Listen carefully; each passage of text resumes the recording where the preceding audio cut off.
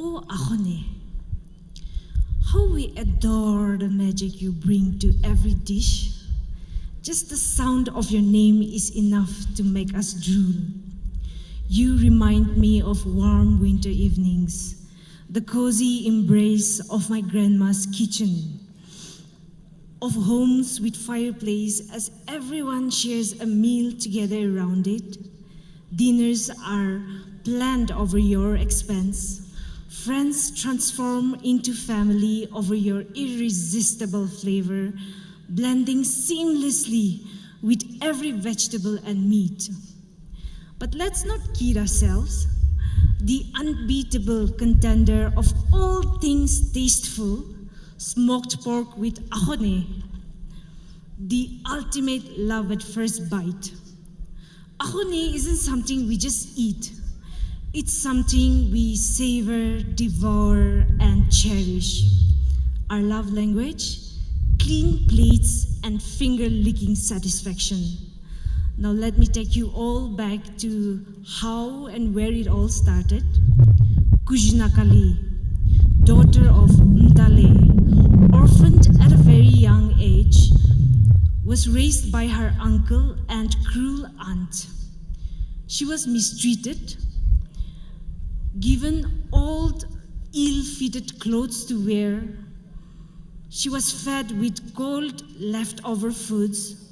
She would be made to go to fields and work with meager midday meal that contained of half-cooked soybean, shredded bamboo sticks, rotten vegetables, and even poultry droppings wrapped in banana leaves. So early in the morning, she would wake up, cook and feed her uncle's family, and go to the field, work the whole day, and come back to a never-ending list of household chores. So one afternoon, after the tiring morning field work, she retreated to the resting shed made of layers of haystack, only to realize that the food sent to her, the half-cooked soybean, was unfit to eat. So she left it on the roof of the resting shed and left home, forgetting about it. Days later, when she came back to the field to work, she had forgotten to bring her midday meal with her, but she remembered the half-cooked soybean that she left on the roof of the haystack. So she took it out, but realized that the food had got spoiled and smelly.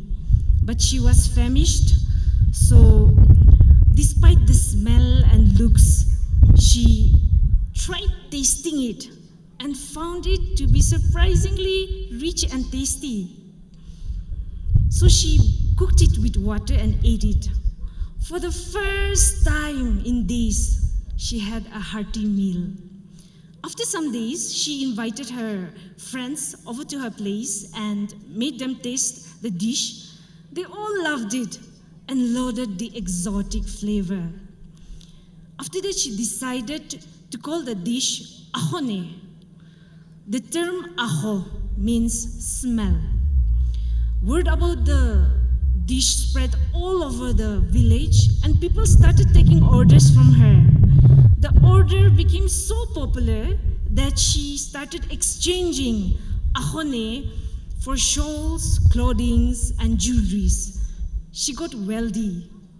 And even when she got married, her marriage was the talk of the village because of her asana. The term asana in Sumi means savings. This origin of ahone is taken from the Book of Sumi Ethnic, Traditional and Modern Attire written by Mrs. Rovli Achumi.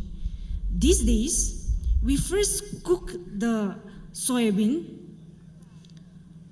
wrap it in banana leaves, leave it near a fireplace for 4 to 5 days to let it get fully fermented.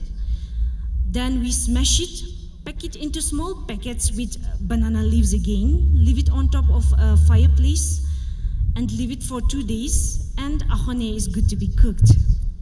Now this is for Kujunakali. decades has passed on, but your discovery lives on and will continue to live on for generations to come. And this is for all the listeners here. Next time when you have Ahone, I hope you remember this story and enjoy it with zest. Thank you all.